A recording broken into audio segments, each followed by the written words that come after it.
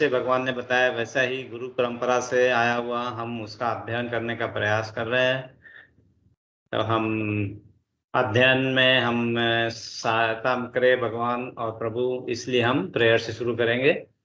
हरे कृष्णा। हरे कृष्णा। ओम अज्ञानतिमिरान्धस्य ज्ञानाञ्जनशलाकया चक्षुरुन्मीलितं तस्मै श्रीगुरुवे नमः।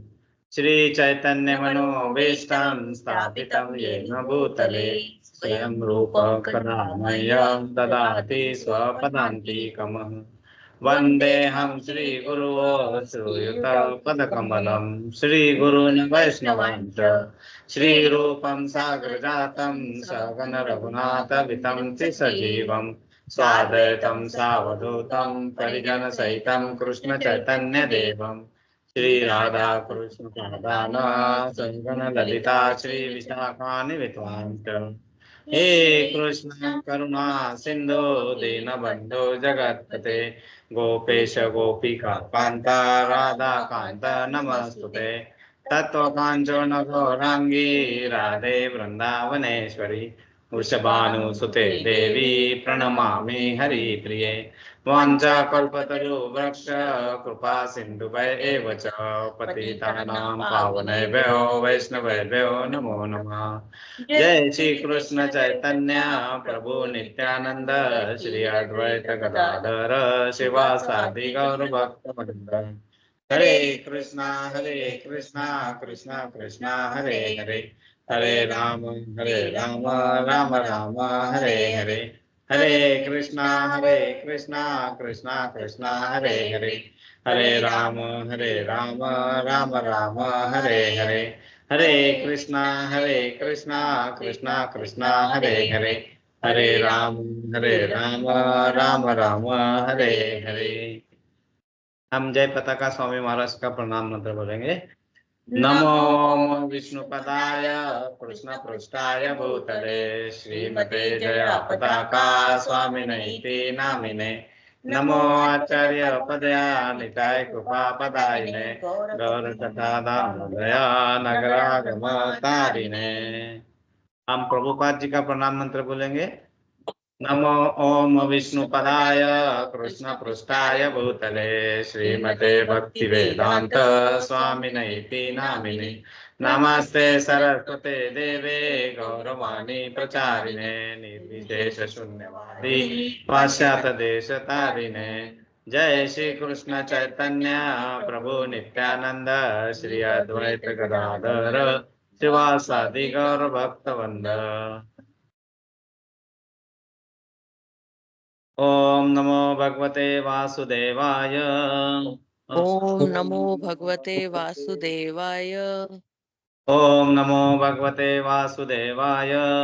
ओम नमो भगवते वासुदेवाय। ओम नमो भगवते वासुदेवाय। ओम नमो भगवते वासुदेवाय। हरे कृष्णा। हरे कृष्णा। आप सभी का फिर एक बार स्वागत है। हम भगवान का गीत भगवत गीता यथारूप समझने का प्रयास कर रहे हैं और हम बहुत ही महत्वपूर्ण अध्याय भगवत गीता के अध्याय नंबर 2 जो गीता का सार है, जिसे सांख्य योग भी कहा जाता है, जिसमें भगवान श्री कृष्ण अर्जुन को हमारे लिए माध्यम बना के सब कुछ बता रहे हैं कि तुम्हें किस परिस्थितियों में कैसे बिहेव करना चाहिए, किस परिस्थितियों में क्या सोचना चाहिए और क्या सोच को हमें अलग रखना चाहिए। और उस समय की परिस्थितियाँ और अब की परिस्थितियाँ कुछ भिन्न तो है, लेकिन उतनी भी भिन्नता नहीं है, क्योंकि हमारे पास भी वही कोलाहलपूर्ण वातावरण है। हम कलयुग में है, तो एक बहुत ही बड़ा डिफरेंस है कि हमारे पास नाम के बिना कोई पर्याय नहीं है भक्ति का। और जब तक हम उसमें भक्ति में या उसमें कनेक्शन नहीं कर पाएंगे तो भगवत गीता को, जो भगवान का गीत है, उसे समझना कठिन होता है और उसे आचरण में लाना तो बहुत ही डिफिकल्ट होता है। तो इसीलिए हम धीरे धीरे न सिर्फ समझने का प्रयास कर रहे हैं, बल्कि हम उसे अपने आचरण में लाने के लिए भी प्रयत्नशील हैं। तो हम जो भगवद गीता दूसरा अध्याय पढ़ रहे थे, हम उसको आगे बढ़ाते हैं। हमने लास्ट टाइम पढ़ा था श्लोका नंबर 13, आई थिंक 16। एक मिनट, अभी। हरे कृष्णा बोलो। हरे कृष्ण। हमने इस श्लोका नंबर 14 सुख, हाँ श्लोका नंबर 14 भी पढ़ लिया था, 15 भी हो गया है, एंड 16 या हमने लास्ट टाइम पढ़ा था श्लोका नंबर 16, जिसका अर्थ था तत्वदर्शियों ने यह निष्कर्ष निकाला है कि असत मतलब भौतिक शरीर का तो कोई चिरस्थायित्व नहीं है, किंतु सत मतलब आत्मा अपरिवर्तित रहता है। उन्होंने इन दोनों के प्रकृति के अध्ययन द्वारा यह निष्कर्ष निकाला है। तो वो उसका क्या निष्कर्ष है और उस पर हमें अमल करना नहीं करना है, इस बारे में भगवान ने ये बताया था कि हमें ये समझ में आना चाहिए कि भौतिक शरीर और आत्मा का क्या संबंध है। भौतिक शरीर वो आत्मा को सिर्फ एक रखने का स्थान है। भौतिक शरीर जो है वो कभी भी चीर नहीं रह सकता है, वो तो एक कपड़े के समान है। जैसे कपड़े खराब हो गए तो हम चेंज कर देते हैं, वैसे ही आत्मा जब शरीर लायक नहीं होता है, जो शरीर को छोड़ के वो दूसरे शरीर में चले जाती है, और उसका निरंतर रहना और उसके बारे में हमें समझना ये बहुत ही जरूरी है। और इस बारे में भगवान ने हमें यहाँ पे एक उपदेश दिया था। और इस अज्ञान अवस्था को, ऐसे स्पष्ट ज्ञान को समझ पाना असंभव है। कब? कि अगर हम परमेश्वर के अधीन नहीं होते, मतलब अपने आप को सरेंडर नहीं कर पाते, या फिर हम अपने आप को उस लेवल पे, आस्था के लेवल पे नहीं ला सकते, तो ज्ञान को समझ पाना मुश्किल है, असंभव है। और इसलिए ऐसे अज्ञान से हमें दूर रहना होता है। और वो दूर रहने का तरीका होता है कि हमारे पास वो जो अज्ञानता जिस जिस कारण से आती है, उस चीजों को हमें अपने आप से दूर रखना होता है। और जो चीज हमें पास ले आ सकती है, जो हमारे शुद्धिकरण में हमारे फायदे के लिए है, हमें शुद्धिकरण कर सकती है, हमें वो सब करना होता है। और वही सब चीज जब हम करना शुरू करते हैं, जब हम अर्जुन की तरह बिहेव करना शुरू करते हैं, जब हमारे बिहेवियर में चेंज लाते हैं, जब हम भगवान को भगवान के रूप में, गुरु के रूप में समझ लेते हैं और वो उनके आदेशों का पालन करना शुरू करते हैं, तो फिर हमारे लिए वो फायदेमंद होता है। अदरवाइज भगवत गीता एक बुक की तरह होगी, और बुक दिया, एग्जाम दिया और पास हो गए और फिर निकल गए। फिर हमारे एक हिंदी के प्राध्यापक थे, वो बताते थे कि आगे पाठ पीछे सपाट। मतलब जैसे जैसे आगे पाठ होता है, पाठ मतलब लेसन, मतलब जैसे जैसे आगे पाठ आता है, पीछे का सब सपाट होते जाता है। सपाट मतलब फिर से जीरो। तो वो चीज ना हो, वो चीज हमारे साथ रहे हमेशा के लिए, इसीलिए हमें क्या करना पड़ता है, हमारे को उसके लिए एक जगह बनानी पड़ती है। और जगह कैसे बन सकती है? जो अंदर ऑलरेडी भरा हुआ है उसको बाहर थोड़ा थोड़ा निकालेंगे, फिर जो भरा हुआ था उसमें जो विशुद्धता आ गई है उसको शुद्धिकरण करेंगे, और शुद्धिकरण करने के बाद फिर जो वहां पे जाके कुछ बैठेगा तो वो फिर चिरस्थायी हो जाएगा। और वो फिर हमें कोई भी परिस्थिति में न तो ज्यादा दुख न तो ज्यादा सुख, इन दोनों परिस्थितियों में समतल रखने के लिए हमें हमारी सहायता करेंगे। और वो सहायता करने के लिए परमात्मा ऑलरेडी बैठे हुए अंदर। सिर्फ क्या है कि वहां पे उसके ऊपर एक लेयर चढ़ गई है। जो उसमें कौन सी लेयर है, किसी को पता है कौन सा आवरण है? क्या चीज हमारे लिए आवरण बन जाता है? अज्ञान। लेकिन वो अज्ञान कहां से आता है? 3 चीजें है उसके लिए, मन, बुद्धि, अहंकार। ये 3 चीजों के कारण वो आवरण बनता है। और ये आवरण को अगर हम काट कर दे तो फिर हम वहीं पहुंच जाएंगे जहां हमें एक्चुअली पहुंचना है। मतलब गोलक धाम में, मतलब परमात्मा से हमारा कनेक्शन हो जाएगा। तो हमें सिर्फ प्रयत्न क्या करना है, वो जो आवरण बना हुआ है वो आवरण को काटना है। और ये काटना मतलब एक दिन का नहीं है, ये कैसा है, काटते रहो काटते रहो काटते रहो काटते रहो काटते रहो, तो वो धीरे धीरे धीरे कटता है। और कटते कटते वो फिर हमें उसमें से प्रवेश मिलता है। और वही उपदेश अभी भगवान अर्जुन को दे रहे हैं। तो हम पढ़ेंगे श्लोका नंबर 17वां। श्लोका नंबर 17। अविनाशी तु तत्विधि येन सर्वमिदं ततं विनाशं व्यवसायस्य न कश्चित् कर्तुमर्हति। हरे कृष्णा। और कोई पढ़ेगा? हाँ प्रभु जी पढ़ती। पढ़िए। अविनाशी तु तद्विधि येन सर्वमिदं ततं विनाशं यस्यास्य न कश्चित् दुर्मर्हति। हरि बोल। हरे हरे बोल। हरे कृष्ण। यस, पढ़ो।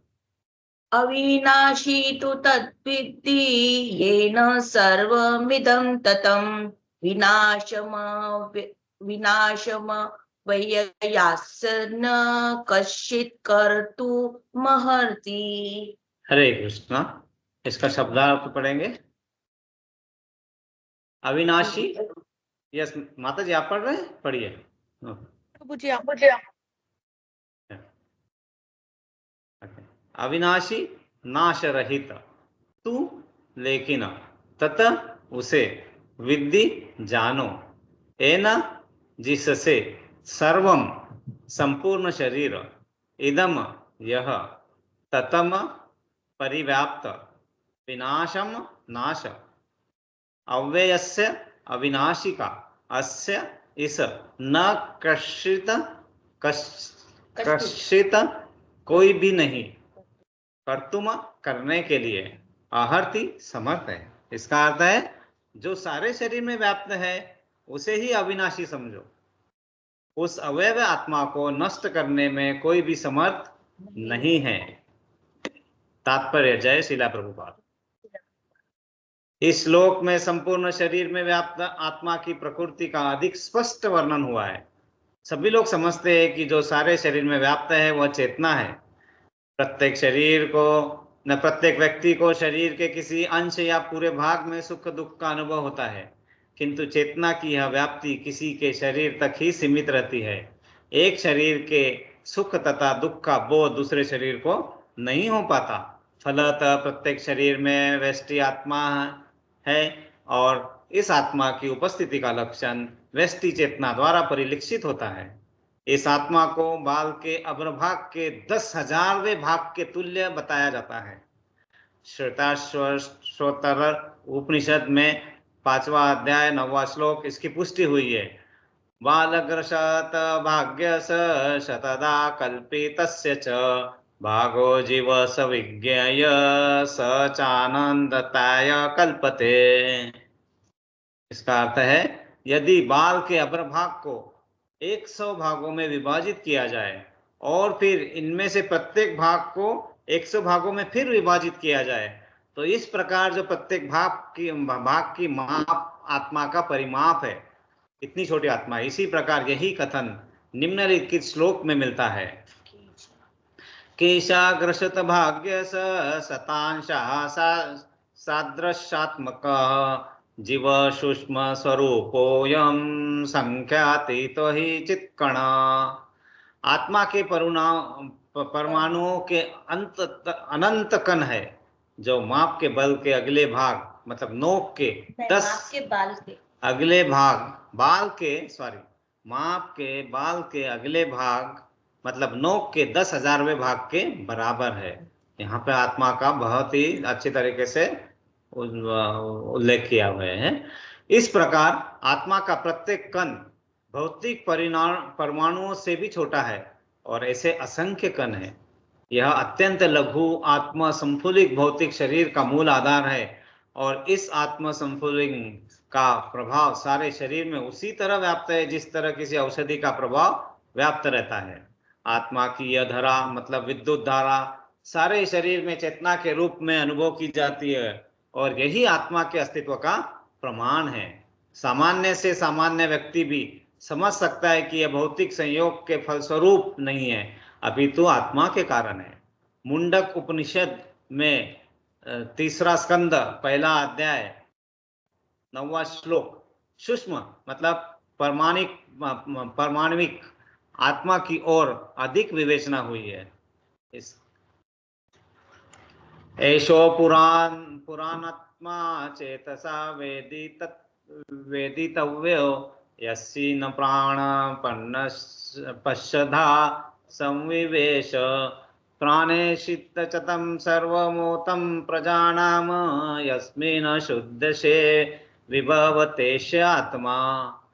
मतलब आत्मा प्रकार के अनुतुल्य है, आत्मा आकार के अनुतुल्य है, जिसे पूर्ण बुद्धि के द्वारा जाना जा सकता है। यह अनु आत्मा 5 प्रकार के प्राणों में तैर रहा है, प्राण, अपान, व्यान, समान और उड़ान। यह हृदय के भीतर उड़ान, हाँ, यह हृदय के भीतर स्थित है और देहधारी जीव के पूरे शरीर में अपने प्रभाव का विस्तार करता है। यह आत्मा को 5 वायुओं के कल्मश से शुद्ध कर लिया जाता है तो इसका आध्यात्मिक प्रभाव प्रकट होता है। जब आत्मा को 5 वायुओं के कल्मश से शुद्ध कर लिया जाता है तो उसका प्रभाव आध्यात्मिक प्रभाव प्रकट होता है। हठ योग या प्रयोजन विविध आसनों द्वारा उन 5 प्रकार के प्राणों को नियंत्रित करना है जो आत्मा को घेरे हुए हैं।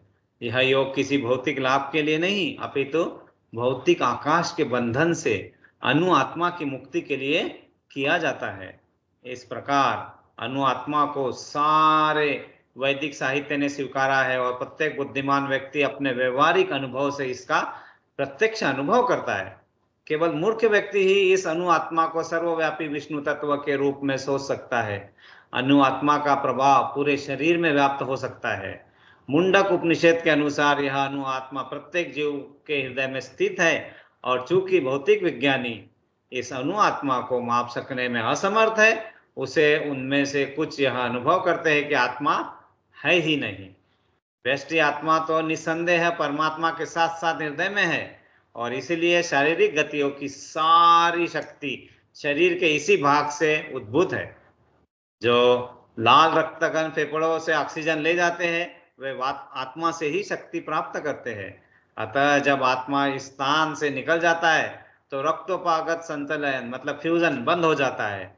औषधि विज्ञान लाल रक्तकणों की महत्ता को स्वीकार करता है, किंतु वह यह निश्चित नहीं कर पाता कि शक्ति का स्रोत आत्मा है। जो भी हो, औषधि विज्ञान यह स्वीकार करता है कि शरीर की सारी शक्ति का उद्गम स्थल हृदय है।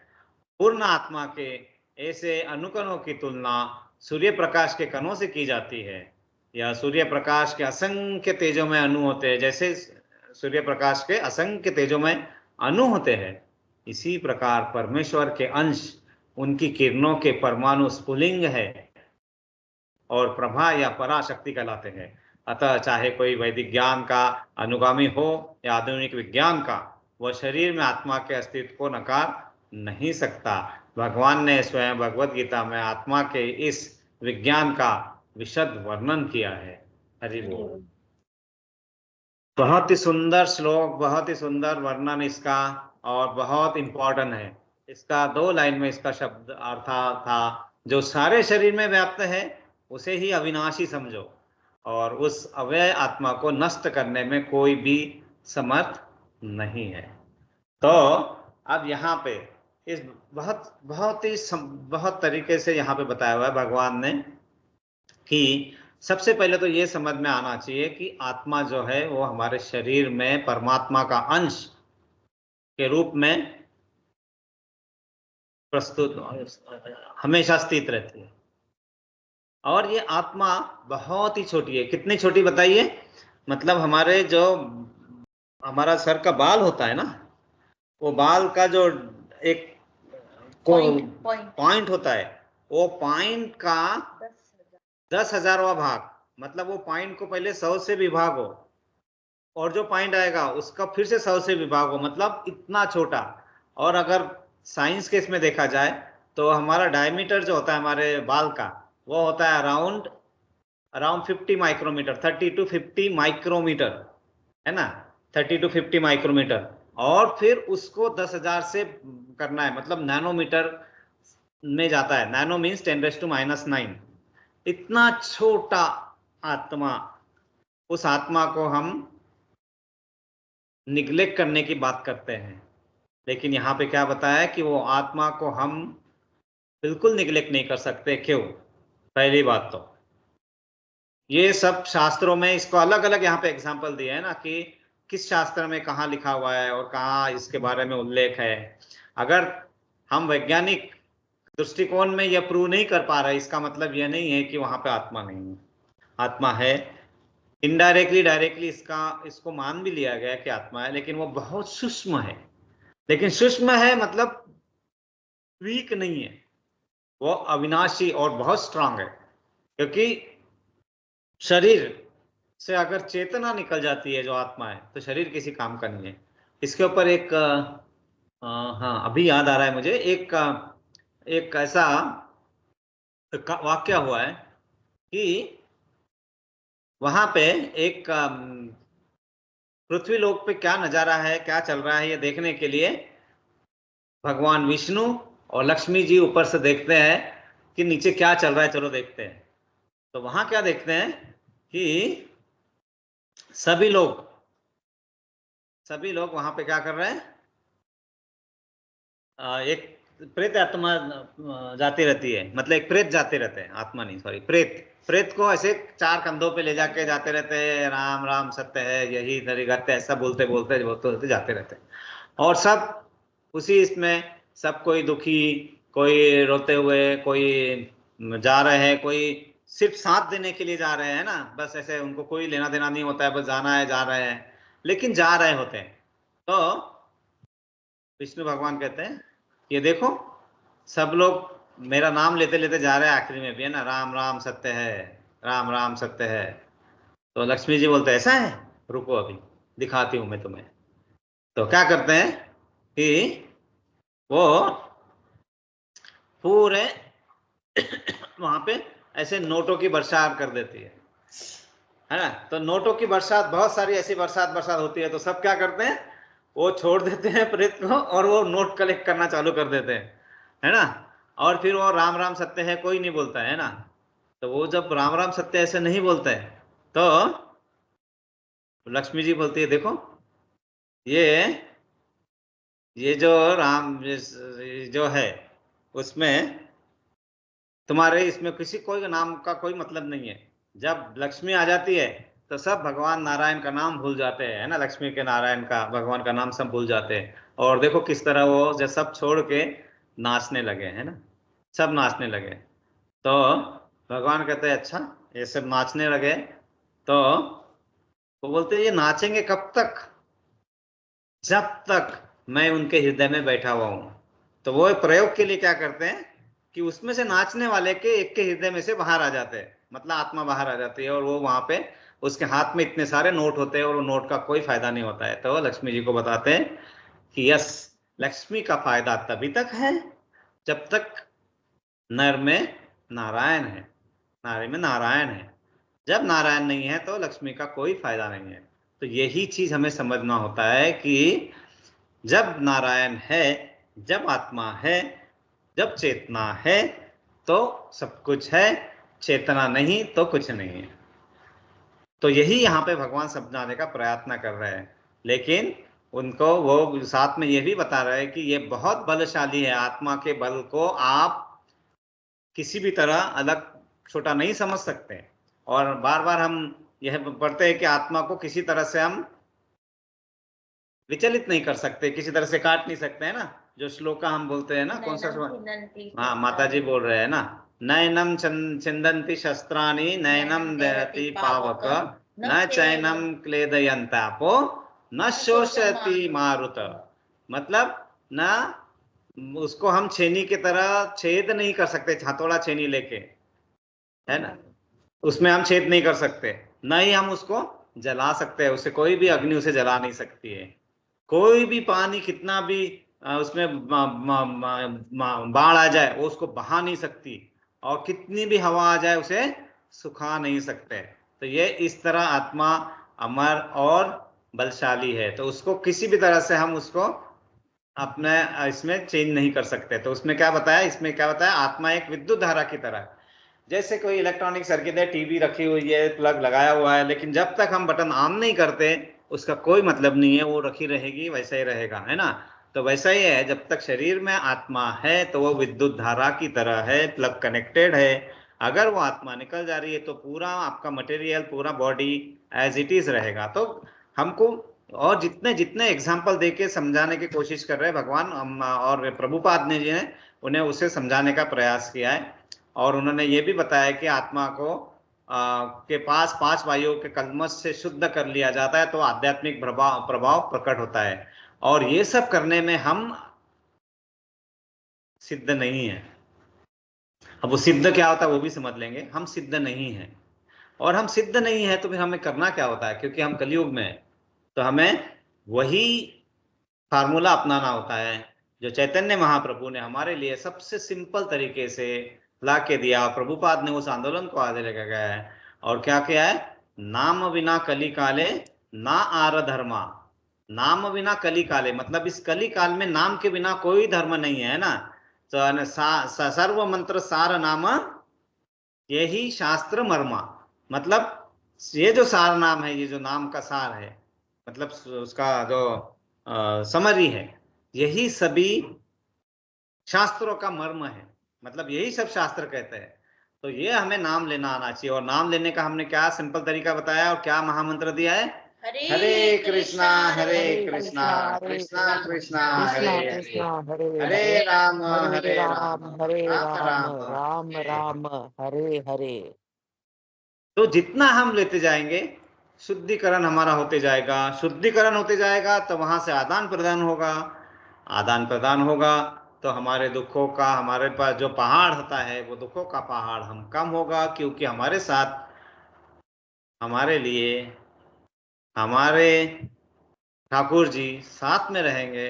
वो विश्वास जब होता है तो वही दुख सहन करने की शक्ति बढ़ जाती है, तो वही दुख हमें कम लगता है। दुख तो जो मतलब जो आना जाना है वो तो हमारे कर्मों के हिसाब से वो तो रहेगा, लेकिन अगर हम शरण में आते हैं तो पहले तो वो हमारे साथ में भगवान चलेंगे, तो वो दुखों का हमारा हमें अनुभूति, मतलब उसका सहन शक्ति बढ़ने के कारण उसका हमें कम महसूस होगा, पहली बात। दूसरा, अगर हम और अच्छे तरीके से भगवान के सानिध्य में रह के उसको कृष्ण भावना भावित होने का अच्छे तरीके से अगर हम पालन कर पाते हैं, तो भगवान फिर अपने भक्तों के लिए फास्ट फॉरवर्ड सेवा भी उपलब्ध कराते हैं। फास्ट फॉरवर्ड मतलब आपके जो कर्म के जो बंधन में है आप उसको जल्दी जल्दी जल्दी जल्दी आप बाहर निकाल सकते हैं। मतलब उसके जो दुष्परिणाम है उससे आप जल्दी बाहर आ सकते हैं, भगवान की मर्जी पे डिपेंड करता है। और एक बार हम उससे बाहर आ जाएंगे, और आप अगर इतने शुद्ध है कि अगर आप मरते वक्त आपके मन में, आपके मन मुख से अगर हरि नाम आता है, हरि हरि मतलब जो सबका दुख हर लेते हैं उनको हरि बोलते हैं। हरि नाम अगर आता है हमें, जो सब दुखों को हरने वाले, जो हरि नाम अगर अगर मुख में उस समय आ पाएगा, और उस समय जाते वक्त आपके मन में जो भाव रहेंगे और आपके कर्मों को, ये तीनों का कॉम्बिनेशन मिला के आपको नेक्स्ट जन्म मिलता है। और अगर आपके मुख में हरि नाम है तो आपको नेक्स्ट किसी भी योनि में जाने की जरूरत नहीं होती, आपको सीधा गोलक धाम की परमानेंट रेसिडेंसी मिल जाती है। और यहाँ पे ये भी बहुत अच्छा बताया कि आत्मा जो है हमारे, जो रक्त जो शुद्धिकरण का प्रोसेस है हमारे शरीर में, उसमें जो ऑक्सीजन प्रदान करता है वो ऑक्सीजन प्रदान करने वाला आत्मा है। वो ऑक्सीजन प्रदान करना बंद कर देता है तो हमारा शरीर हरा नीला हो जाता है मरने के बाद, वो मतलब वैसा, और अकड़न आ जाती है, वो ऑक्सीजन बंद, खत्म। तो वो चीज हमें समझना है। तो वो वहां पे जो फ्यूजन होता है वही बंद हो जाएगा तो आगे हम कुछ नहीं है। तो इसलिए पूरा का पूरा यहाँ पे हमें हमारा मन, हमारा हमारी बुद्धि हमारी इंद्रियों को हमारे उसी खाद्य के लिए इस्तेमाल करनी चाहिए जो एक्चुअल खाद्य है। और एक एग्जांपल था कि करोड़पति जो लोग होते हैं, उनके पास जब पैसा आता है, करोड़ों में आता है, उन्हें और चाहिए होता है, वो और फिर अरबों में आता है, फिर और चाहिए होता है। तो फिर अब बार बार प्रश्न आता है कि ये क्या नियति है, मतलब इतना पैसा आने के बाद उनको मालूम भी नहीं है कि क्या होने वाला है, फिर भी उनको वो उसका उसमें मतलब प्रसन्नता क्यों नहीं आती है, मतलब वो उसमें संतुष्टि क्यों नहीं आती है। तो मैं पिछले बार हम सुन रहे थे, नहीं भागवतम में पढ़ रहे थे, हाँ भागवतम में पढ़ रहे थे, तो उसमें बहुत अच्छा, कल परसों तो इतना अच्छा बताया उन्होंने वहां पे कि भागवतम में उन्होंने क्या बताया है कि एक्चुअल जैसे है ना कि जैसे प्राणी, जानवर, मनुष्य, सभी के पास खाने के लिए बहुत है। हमें तो कमाने के लिए भी बहुत है, पैसा भी है, लेकिन हमारा पेट कभी भरता नहीं है, जबकि प्राणी मात्रों का पेट भर जाता है। यहाँ पे क्या बताया है, क्योंकि हमें जो एक्चुअल भूख है वो भूख हमें पता ही नहीं है, और हम दूसरी भूख के पेट भरे जा रहे, भरे जा रहे, नोट भर रहे, भर रहे, भर रहे। और एक्चुअल भूख जो होती है वो आध्यात्मिक भूख होती है, आत्मा की। और वो जब पैसे का नशा, जो माया का नशा आता है, तो एक्चुअल भूख पता ही नहीं रहती, वो छुप जाती है। इसलिए कितना भी पैसा आते रहता है, कितना भी पैसा आते रहता है, संतुष्टि आएगी नहीं, क्योंकि भूख जो है, पेट जो भरना है, वो है आध्यात्मिक भूख है हमारी, और वो भूख छुप जाती है। तो आप दूसरे जगह पैसा, अभी एक घड़ा खाली पड़ा हो इधर है, और आप दूसरे इसमें भरे ही जा रहे हैं, भरे ही जा रहे हैं, भरे ही जा रहे हैं, ऊपर से भर के वो ऊपर बहता है, और फिर उससे बहुत सारे दुख आते हैं, ये सब आते हैं, तो हम समझ ही नहीं पाते कि वो दूसरा छोटा घड़ा जो बैठा है वो भरना था हमें, और वो छुप जाता है मन बुद्धि अहंकार में। ये बहुत ध्यान रखना है, हमें बहुत ध्यान रखना है कि हमारी एक्चुअल भूख क्या है, हमारे जीवन का उद्देश्य एक्चुअल क्या है। वही चीज अगर हम समझ लेंगे तो कोई प्रॉब्लम ही नहीं है, वही है, वो भूख है हमारी। हमारे इसमें द्वंद्व वही चल रहा रहता है, हमारे शरीर, हमारे इंद्रिया, सब भौतिक इसको तृप्त करने में लगे रहती है, लेकिन आत्मा को आध्यात्मिक भूख जो लगी हुई है, वो भूख तो हम मिटा ही नहीं पाते, इसीलिए हम हमेशा असंतुष्ट रहते हैं। संतुष्ट कितना भी कर लेते हैं, असंतुष्ट रहते हैं, आपस में किचकिच किचकिच चलता रहता है, लड़ाई झगड़ा चलता ही रहता है, कुछ कुछ होते रहता है। असंतुष्टता जो होती है वो मन को स्थिर नहीं देती है, वो धीर स्वभाव हमारे मन में आ ही नहीं पाता है।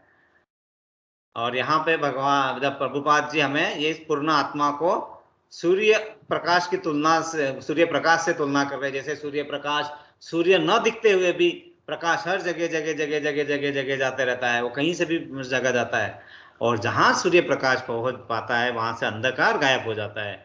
वैसे ही परमेश्वर के अंश की किरणें जब हम हमारे अंदर आने के लिए हम मार्ग बनाएंगे, तो फिर क्या होगा, अपने आप ही वो पॉजिटिविटी, वो सकारात्मकता आना शुरू होगी, और वो नकारात्मक जो घर बना के बैठी हुई है वो अपने आप भागना शुरू करेगी। और हम क्या करते हैं, वही नकारात्मकता हमें और अपने को आकर्षित करती है, और हम उसके तरफ बढ़ते जाते हैं। तो क्या होता है कि वो जो सकारात्मक का आने का जो रास्ता है ना, वो और बंद बंद बंद बंद होते जाता है। मतलब वो मन बुद्धि अहंकार का गेम चलता रहता है ना, हमको पता है वो मन बुद्धि अहंकार का गेम कैसा है, कि मतलब हमारे बुद्धि ने मन को कंट्रोल करना चाहिए, मन ने इंद्रियों को कंट्रोल करना चाहिए, हमारी इंद्रियां मन को कंट्रोल करती है, और मन बुद्धि को समझाता रहता है कर ले एडजस्टमेंट, कुछ भी करना है ना। ये चीज बहुत इंपॉर्टेंट, इसलिए ये चैप्टर बहुत इंपॉर्टेंट, इसलिए हमारे कभी कभी होगा कि हमारे एक या दो श्लोक का हो पाएगा, लेकिन कोई प्रॉब्लम नहीं है, ये बहुत इंपॉर्टेंट है, क्योंकि एक बार दूसरा अध्याय होता है तो बाद में हम उसको बहुत मतलब आगे जल्दी कर सकते हैं।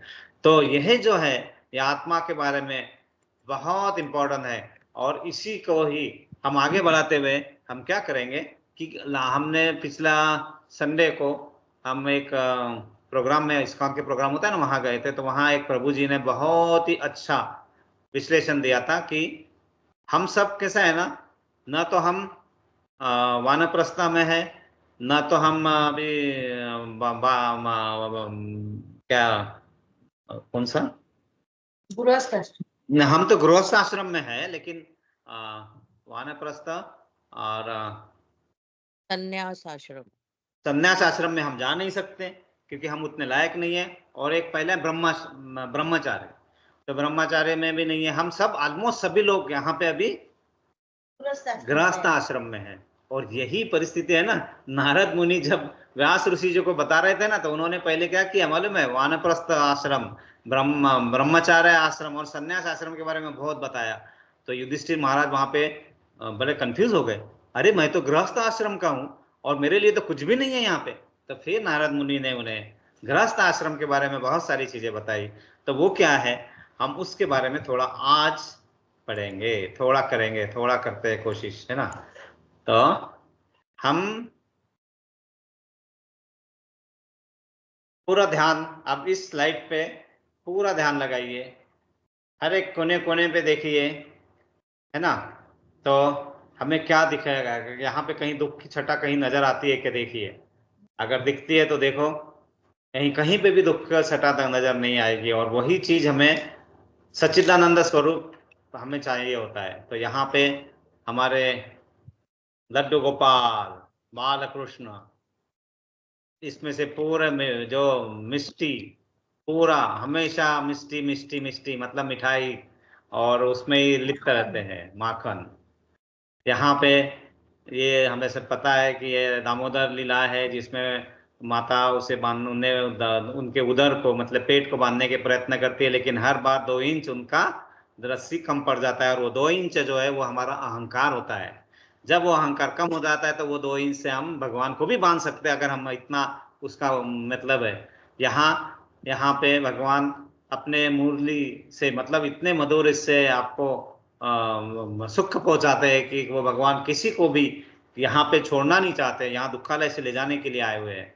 और हमेशा सच्चिदानंद स्वरूप में वो हमारे लिए उपस्थित है, हमारे लिए। जैसे यहाँ राधा रानी के श्रृंगार में व्यस्त है भगवान जी, वैसे ही हमारे श्रृंगार के लिए भगवान जी आते रहते हैं, लेकिन हम तैयार ही नहीं रहते हैं। तो हमें तैयार होना है ना। तो आइडियल फैमिली लाइफ, एक आदर्श गृहस्थ जीवन क्या होता है, थोड़ा सा करेंगे हम इसके बारे में, फिर थोड़ा होमवर्क होगा, फिर बाकी का थोड़ा आगे देखेंगे अगले इसके साथ में। तो आदर्श गृहस्थ जीवन क्या होता है और उसमें हम क्या कर सकते हैं। तो यहाँ पे आदर्श गृहस्थ जीवन क्या है, तो मनुष्य जीवन जो होता है उसका उद्देश्य और लक्ष्य क्या है, वासुदेव कृष्णा को खुश करना, क्योंकि हम उसी के अंश हैं, वहीं से आए हुए हैं। और वासुदेव कृष्णा को अगर हम खुश कर पाते हैं, मतलब हमारा जो उद्देश्य है जीवन का कि गोलोक धाम जाना, वो हम साध्य कर सकते हैं। लेकिन गृहस्थ जीवन में क्या होता है, या गृहस्थ आश्रम में हम यही सब भूल जाते हैं और बाकी सब करते रहते हैं, यही सब भूल जाते हैं, माया को बहुत खुश करते रहते हैं हम, और उसमें अपने आप को अपनी एनर्जी लगाते हैं, करते हैं ना। और इस तरह क्या होता है कि हमारा ध्यान कभी भी बहुत ही कम कृष्णा को खुश करने की तरफ जाता है, भगवान को खुश करने की तरफ जाता है। जब हमें आरती करनी होती है, जब हमें कुछ करना पड़ता है, तो हमें बहुत जल्दबाजी में करना होता है, हमारे पास बहुत कम कम टाइम होता है। और वही जब हम आपस में फोन पे बात करना चालू करते हैं और कुछ करते हैं, तो हमारे पास इतना टाइम होता है कि बाप रे, 5 मिनट का समय होता है तो 15 मिनट, 25 मिनट, 1 घंटा कब हो जाता है पता नहीं चलता है। वही जब हम पूजा के लिए जाते हैं तो हमें वो देखता है कि अरे 10 मिनट में, 15 मिनट में खत्म हो जाना चाहिए, निपटाना है, बंद करना है। ये सब चीजें हमें क्यों होती है, क्योंकि हम माया जगत में, हमारा मतलब पूरा मन हमें वो स्थिर रहने ही नहीं देता है। तो वो करने के लिए क्या करना पड़ता है, साधु संग। लेकिन साधु संग का मतलब क्या है, साधु से सुनना, साधु से सुनना, क्या सुनना, साधु से कृष्णा के बारे में सुनना। आप साधु से कृष्णा के बारे में सुनना मतलब, साधु यहाँ पे साधु मतलब व्हाट्सएप वाले साधु नहीं, फेसबुक वाले साधु नहीं, ये ढोंगी साधु भी आप हैं, बहुत बहुत बहुत कृष्णा ने ऐसा कहा, कृष्णा ने वैसा कहा, ये कहा, वो नहीं सुनना। वही सुनना जो एक्चुअल है, जो सही है। और उसके लिए हमें प्रयत्नशील होना चाहिए कि हम भगवत गीता यथारूप का एक एक श्लोक अगर पढ़ सके रोज तो पढ़ना चाहिए। ये क्यों, क्योंकि जब उसमें निरंतरता आएगी तो फ्लो बनता है, मतलब फिर बाद में आपको धीरे धीरे धीरे धीरे आगे बढ़ने की प्रेरणा मिलती है, और वो क्लीनिंग होता है, शुद्धिकरण होता है।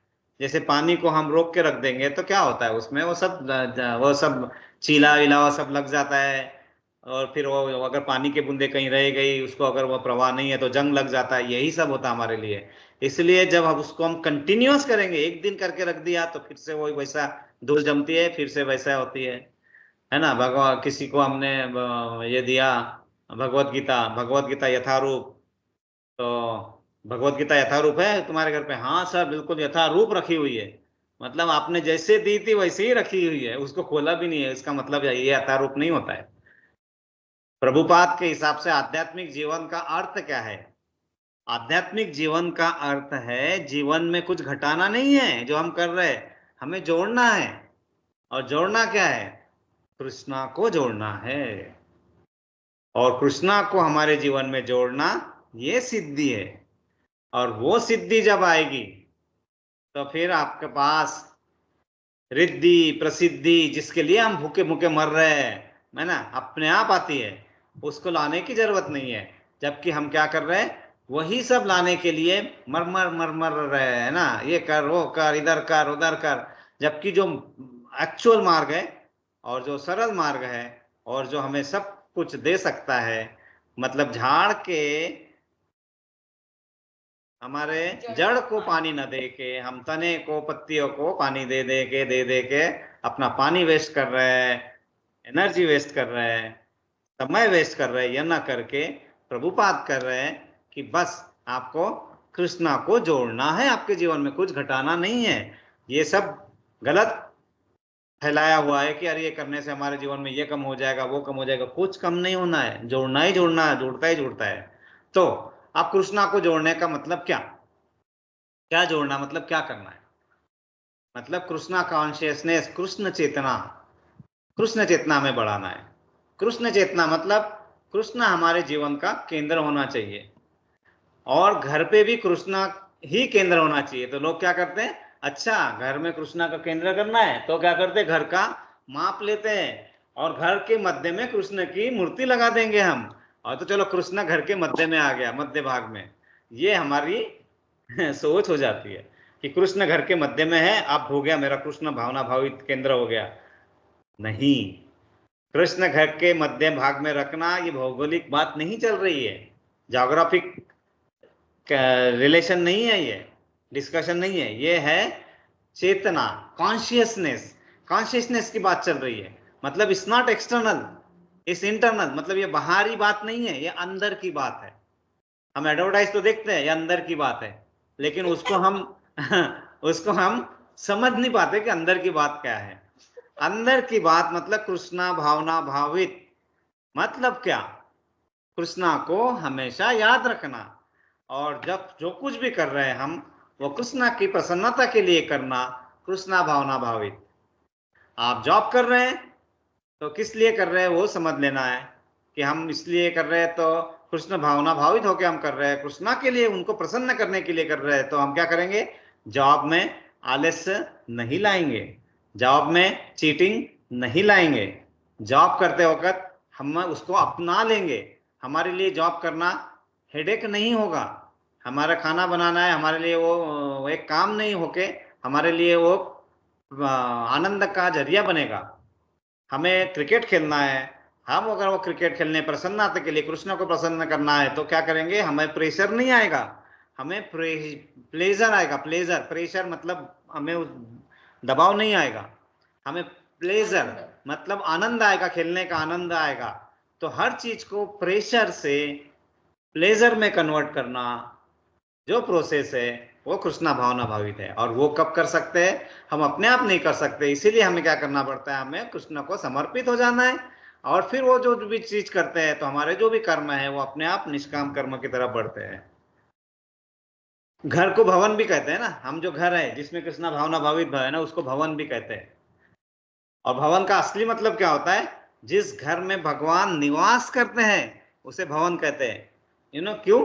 क्योंकि भवन में से भ निकाल दो, क्या बचता है, वन। वन मतलब जंगल, जंगल फॉरेस्ट। और जंगल में कौन रहते हैं, सिर्फ जानवर, मनुष्य का रहना वहां मुश्किल है। तो जिस घर में भगवान नहीं है, जिस घर में भगवान के लिए कार्य नहीं हो रहा है, मतलब वहां पे क्या रह रहे, जानवर।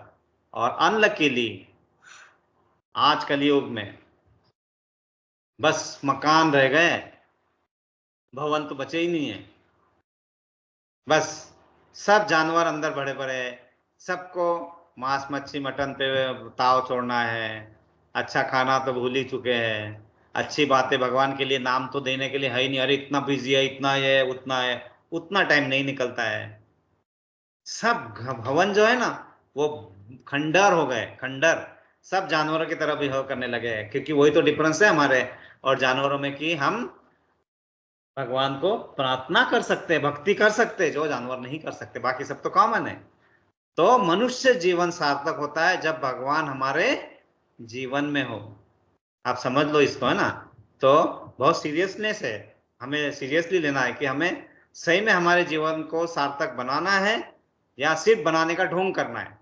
और हम ढोंगी कर रहे हैं ना, वो मतलब होते रहता है वैसा, लेकिन उसमें थोड़ी चेतना लाके हमने उसको अगर हम थोड़ा थोड़ा प्रयत्न, लेकिन यही बोल के यहाँ पे इतना 1 घंटा बैठ के और फिर हम चले जाते अपने अपने चले जाते और फिर कुछ नहीं करते, तो हमारा क्या होता है, प्रयत्नों में हम विफल हो रहे हैं, हम प्रयत्न नहीं कर पा रहे। तो थोड़ा थोड़ा प्रयत्न जब करना शुरू करोगे तो धीरे धीरे जीवन में आनंद, और आनंद कौन, हम नहीं लाएंगे, वो भगवान खुद आनंद लेके आते हैं, है ना। लेकिन उन्हें आने तो दीजिए, उनको वहां बैठने तो दीजिए। वो आते हैं, देखते हैं, अरे यहाँ तो कुछ है ही नहीं, यहाँ तो भाव है ही नहीं, यहाँ पे वन है, जंगल है, यहाँ पे प्राणी रह रहे सब, यहाँ तो कोई है ही नहीं जिनका मैं करूँ।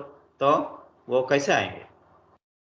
राम आएंगे तो अंगना सजाऊंगी, है ना। तो क्यों राम आने के लिए बात, अंगना सजाने, अंगना सजा के रखो, राम आते रहते हैं, आते ही रहते हैं, आसपास ही है। हमारे एंटीना बंद रहते हैं, हमारे रिसीवर बंद हो जाते हैं, हम उसको रिसीव नहीं कर पाते। रिसीवर को चालू रखो ना, है ना। रिसीवर को चालू रखने से हमारा जीवन, और क्या करते हैं ना, हम बोलते हैं कि अरे हमने भगवान से प्रार्थना कर ली फिर हमारा कुछ नहीं हो रहा है। अरे प्रार्थना कर ली मतलब हमने क्या किया, हमने सिर्फ मांग लिया कि अरे हाँ वो ऐसा कर दो वैसा कर दो। अरे आप मांगो मत। क्यों? क्योंकि जहां अरबों रुपए हैं वहां आपको 100-200 करोड़ रुपए मांगने की जरूरत नहीं है, वो अपने आप आ जाएगा। आप सिर्फ वहां पे उस सागर रूपी भावना भावित कार्य क्षेत्र में अपने आप को झोंक दो और कार्य भावना भावित होकर करना शुरू करो, तो अपने आप वो सब चीजें जो आप न चाह रहे, मांगो मत, लेकिन दैट इज कॉल्ड कर्म करो लेकिन फल की आशा मत करो। अपने करते हुए को मत छोड़ो, करते हुए करते रहो, लेकिन कुछ मांग के करते हुए मत करो, मांगने से कुछ नहीं मिलेगा। तो फैमिली, अब फैमिली लाइफ क्या होता है, व्हाट इज फैमिली। तो फैमिली मतलब जो हमारा, जो बहुत इंपॉर्टेंट है आज का, है ना, हमारा डिस्कशन। और ये सब बहुत हमने सीरियसली लेना चाहिए। तो हमारा जो हम बैठते हैं हम करते हैं उसका हमें सही में हम अपने जीवन का उद्देश्य पाने के लिए हम जो प्रयत्न कर रहे हैं वो सही प्रयत्न होंगे, है ना। तो फैमिली जो है मतलब जो हमारा गृहस्थ जीवन का जो उद्देश्य है उसको सफल बनाने के लिए 6 सूत्री प्रिंसिपल है, 6 सूत्र वाला एक प्रिंसिपल है। और वो कौन सा 6 सूत्री है, F. F stands for focus or goal of life, मतलब जीवन के लक्ष्य पर ध्यान केंद्रित करना, वो है एफ। जीवन के लक्ष्य पर ध्यान केंद्रित करना मतलब focus or goal of life. हम इसके बारे में देखेंगे थोड़ा थोड़ा आगे, है ना। मतलब ये पहले तो समझ लेते 6 सूत्री प्रिंसिपल क्या है ना। ये 6 सूत्री प्रिंसिपल सबने ध्यान रखना है।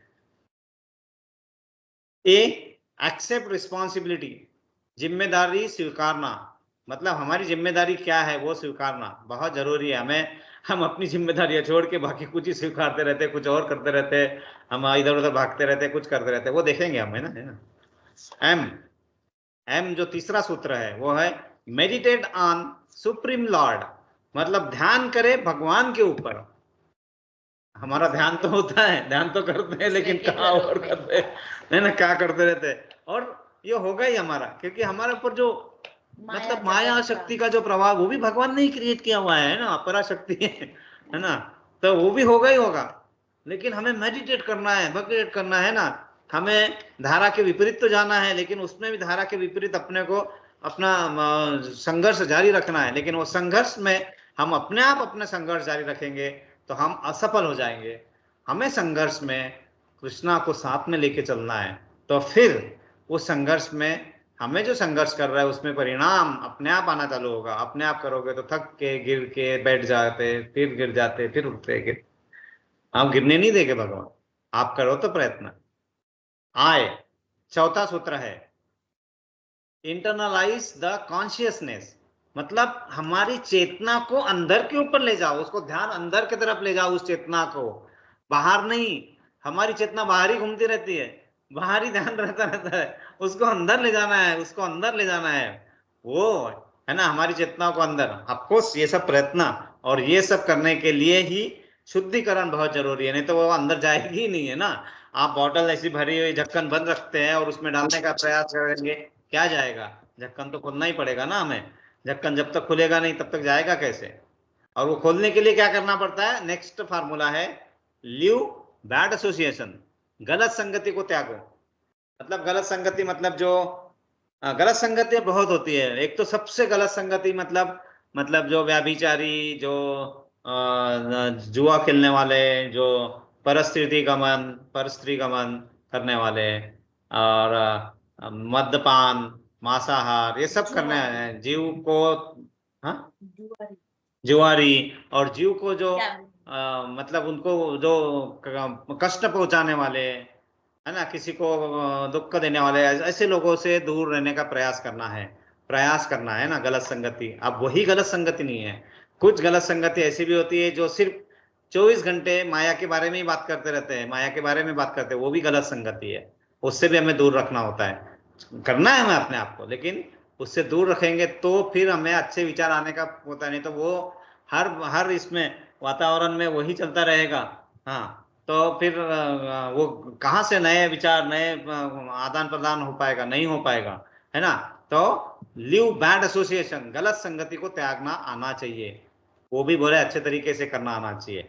और वाय है यान फॉर साधु संग, मतलब हमें साधु संग की लालसा रखना है, हमें ये चाहना है कि हमें जितना साधु संग मिल सके। क्या हम एसोसिएशन में जा पाते? टाइम निकालना है थोड़ा, कि क्या हम इतने इतने इसमें से इतने, हम बहुत मालूम है हम बहुत बिजी है, सब है, लेकिन करने से हो जाएगा, थोड़ा प्रयत्न करने से हो जाएगा। तो कहीं जहाँ सत्संग होता है, कहाँ कुछ होता है, जब तक वहां जाएंगे नहीं, जब तक वो लालसा मन में नहीं आएगी, तब तक आप अपने गृहस्थ आश्रम का जो उद्देश्य है गृहस्थ का, वही हम सफल नहीं कर पाते।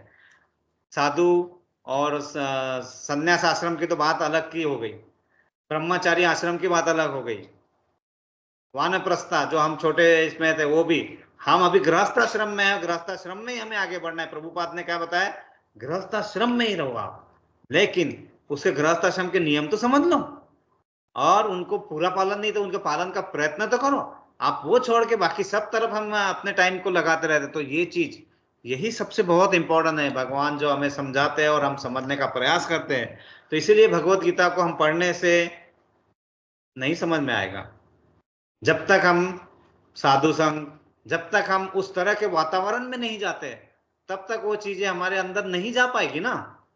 हम उसके वातावरण बनाना पड़ेगा पहले, है ना। अभी अगर हम वैसा वातावरण नहीं बनाएंगे तो वो हम कर नहीं पाएंगे, हम उसको आगे नहीं बढ़ा पाएंगे। सबसे पहले जैसे होता है कि हमें जैसे उपवास में हम साबूदाना खाते हैं, है ना, साबूदाना का कुछ बना के खाते हैं, लेकिन साबूदाना को आप भिगोगे, भिगा के नहीं रखेंगे, रात को उसको सोख करके नहीं रखेंगे, तो खा नहीं पाएंगे आप उसको। हम वही कर रहे हैं, हम वो लेते हैं और वैसा ही खाने का प्रयास करते हैं और बोलते हैं अरे मैंने किया तो, लेकिन मेरे को कुछ फल नहीं मिला और मेरे को उल्टा दुख ही हुआ।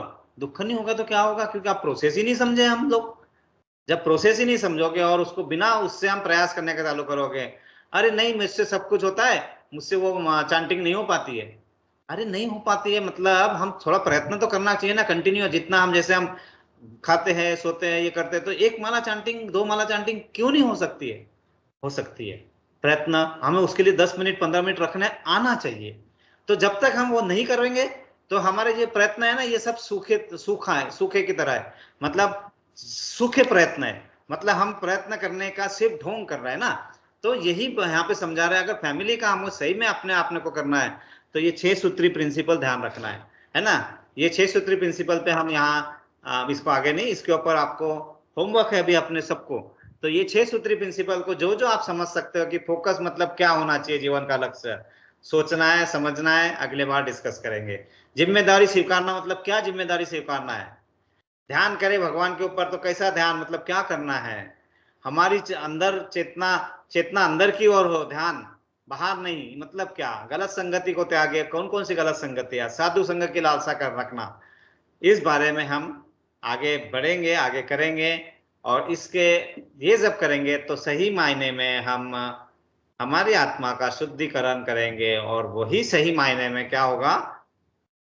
मोना ने अभी इसका फोटो ले लिया, वैसे ही सबने फोटो ले लो इसका, है ना, मैं भी फोटो ले लूंगा इसका। तो इसका फोटो लेके रखने का कि हमें इसका होमवर्क है अगले बार के लिए, और सबने ईमानदारी से प्रयत्न करना है ना। जब प्रयत्न करने का है तो अपने आप हमें मार्ग मिलते हैं, और वो डिस्कशन से सही में हम धीरे धीरे अपने इसमें बदलाव ला सकते हैं, धीरे धीरे धीरे धीरे, है ना। तो ऐसा सिर्फ कहने के लिए नहीं होता है कि, है ना, कि तेरे रूह का नहीं, तेरे क्या क्या क्या कहना था, मैं ही भूल गया अभी, है ना। मैं तेरी इबादत का हर रंग मेरे रूह में उतर रहा है, तुझे चाहना, तुझे पूजना, तेरे बारे में ही बातें करना मेरी आदतों में बदल रहा है। ये सिर्फ कहने के लिए नहीं, करना है। मधुमक्खी हमें मध निकाल के, मतलब शहद निकाल के देगी, लेकिन उसे डब्बे में बंद करके नहीं रखना है, हमें डब्बा खोलना है, चम्मच डालना है, उसको चखना है, तब तो जाके हमारा सही फार्मूला हम यूज कर पाएंगे। नहीं तो हम सिर्फ देखेंगे, हाँ अरे मैंने अभी क्या किया, वो मधुमक्खी से वो शहद है ना, वो लाना शुरू करना ना, वो डब्बे में बंद करके रखा है, सालों साल जिंदगी निकल जाएगी, डब्बा खुलता ही नहीं है। तो अभी हमें डब्बा खोलना शुरू करना है ना। तो हम यहाँ पे हम आज रुकेंगे, और सब लोग हम यहाँ आते हैं, मिलते हैं, और ये सुनने का प्रयास करते हैं, समझने का प्रयास करते हैं, लेकिन अब हमारे लिए ये भी आ गई है, जिम्मेदारी आ गई है कि इस प्रयासों को हमारे आचरण में लाना जरूरी हो जाता है, क्योंकि जब तक हम इसको नहीं लाएंगे ना, तो हमारे जो कष्ट है ना, वो कष्ट कभी कम नहीं होने वाले, उसके सहन करने की शक्ति बढ़ने ही नहीं वाली है। और फिर हम बोलते रहेंगे कि अरे क्या इतना करने के बाद भी भगवान क्या मेरे लिए तो कुछ करते ही नहीं है, जब जब जबरदस्ती बस बातें करते होते हैं और उसमें से मुझे मिलता तो कुछ है ही नहीं, है ना। तो फिर ये सब करने से क्या फायदा है, यही सब बड़बड़ करने से क्या फायदा, ऐसा नहीं होगा। क्योंकि मालूम है क्या है कि जब हम ये करेंगे तो हम नेकी के मार्ग पे पढ़ना चालू करते हैं, और इसलिए क्या कहा है भगवान ने, नेकी व्यर्थ नहीं जाती, हर लेखा जोखा रखते हैं, औरों को फूल दिए जिसने उसके ही हाथ महकते हैं, कोई दीप मिले तो बाती बन, तू भी तो किसी का साथी बन, मन को मान सरोवर कर दे तो मोती पाएगा, पता नहीं किस रूप में आके नारायण मिल जाएगा। तो हमें किसी को देना आना चाहिए, फूल देना आना चाहिए, तब हमारे हाथ महकेंगे ना। लेकिन फूल देने के लिए हम उस लायक तो होने चाहिए ना, अपने इसमें तो वो लायक बनना है। जब दीप मिले तो बाती बन, मतलब जिसको जरूरत है उसके लिए तुम उसके लिए बाती बन, जो जिसको जो अकेला बैठा हुआ है जो है उसका तू साथी बन, और मन को मान सरोवर कर दे। क्यों मन को मान सरोवर कर दे, क्योंकि मन के अंदर ही तो परमात्मा बैठे है ना। जब उसको मान सरोवर कर देगा तू, तो फिर मोती पाएगा, है ना। फिर मोती के लिए ढूंढने की जरूरत नहीं है, मोती पा जाएगा तू, और फिर पता नहीं किस रूप में आके नारायण मिल जाएगा, है ना। इसीलिए हम सभी इसी मार्ग पे ऐसे बढ़ते रहे, हमारा आध्यात्मिक जीवन भौतिक जीवन के साथ साथ चलता रहे अच्छे तरीके से, भौतिक जीवन की व्यथाएं जो कम है वो थोड़ी कम हो, महसूस हो, इतने हम शक्तिशाली बने, है ना। और इस मार्ग पे सिर्फ थेराटिकली ना जाके थोड़े थोड़े प्रैक्टिकली भी तरफ बढ़ते रहे। ये सब शक्ति मिले, इसके लिए हम प्रेयर करेंगे। किसी के लिए और कोई प्रेयर है? सब बच्चों के लिए प्रेयर करेंगे कि उनको शक्ति मिले, स्थिरता मिले मन में। हम भी अपने जॉब में रहते हैं तो हमें भी मानसिक संतुलन मतलब और स्थिरता मिले, स्टेबिलिटी मिले, ताकि हम अपने उस प्रयासों में वो काम जल्दी खत्म करके थोड़ा टाइम निकाल के हम इसमें भी कर सके। ये सब हाँ, सबकी हेल्थ अच्छी रहे, ताकि हम हेल्थ अच्छी रहेगी तो हम और ज्यादा अच्छा टाइम दे पाएंगे। और किसी के लिए कोई स्पेशल प्रेयर है? हम सभी के लिए तो प्रेयर करेंगे ही। अगले बार का होमवर्क ध्यान रखना है ना, होमवर्क वो करना है सभी ने। तो हम सभी के लिए होमवर्क अच्छे से हो और हम इसमें अच्छे से जुड़े रहे, इसलिए सबके लिए 3 बार प्रेयर करेंगे। हरे कृष्णा हरे कृष्णा कृष्णा कृष्णा हरे हरे, हरे राम राम हरे हरे, हरे कृष्णा हरे कृष्णा हरे कृष्णा हरे राम हरे राम हरे राम राम हरे हरे, हरे कृष्णा हरे कृष्णा हरे हरे, कृष्ण कृष्ण हरे हरे राम हरे राम राम राम हरे हरे। हमें इस मार्ग पे सरलता से आगे बढ़ने के लिए प्रभुपाद जी ने जो प्रयत्न किए थे, उन प्रयत्नों को धन्यवाद देने के लिए हम प्रभुपाद जी के लिए 3 बार प्रेयर करेंगे। हरे कृष्णा हरे कृष्णा कृष्णा कृष्णा हरे हरे, हरे हरे राम राम राम हरे, हरे कृष्ण कृष्णा हरे, कृष्णा हरे राम राम राम हरे हरे, हरे हरे कृष्णा कृष्ण कृष्ण कृष्ण हरे हरे, हरे हरे राम राम हरे हरे। वाञ्छा कल्पतरुभ्यश्च कल्पतरुभ्यश्च कृपा सिन्धुभ्यैव च पतितानां पावनेभ्यो वैष्णवेभ्यो नमो नमः। अनंत कोटि गीता वैष्णवृंद की जय, प्रभुपाद की जय, गुरुदेव की की जय, जय, निताय गौर निताई गौर प्रेमानंदे, प्रेमानंदे हरि हरि हरि बोल। हरि बोल। सभी एकत्रित भक्तों की जय जयकार। हरे कृष्णा, सभी एकत्रित भक्तों की जय जयकार हो। हरे हरे कृष्ण, कृष्णा सभी एकत्रित भक्तों की जय जयकार हो। हरे कृष्ण, हरे कृष्णा श्री गुरु श्री गौरांग की जय जयकार हो। हरे हरे कृष्ण। कृष्णा। तो धन्यवाद प्रभु जी, धन्यवाद बहुत आप सभी अच्छा का। आप था। सभी आते हैं, सब जुड़ते हैं, हम भगवान के बारे में समझने का प्रयास करते हैं। भगवान की हमारे ऊपर बहुत कृपा है, लेकिन ये कृपा को हमें अगर यूटिलाइज करना है तो अब हमारे प्रयत्न अभी एक्चुअल रूप में शुरू होने चाहिए, तो हम वो कृपा का फायदा उठा सकेंगे। नहीं तो यहाँ जुड़ना इजी नहीं है, इजी नहीं है। हरे कृष्णा, है ना। तो हम सब यहाँ जुड़ते हैं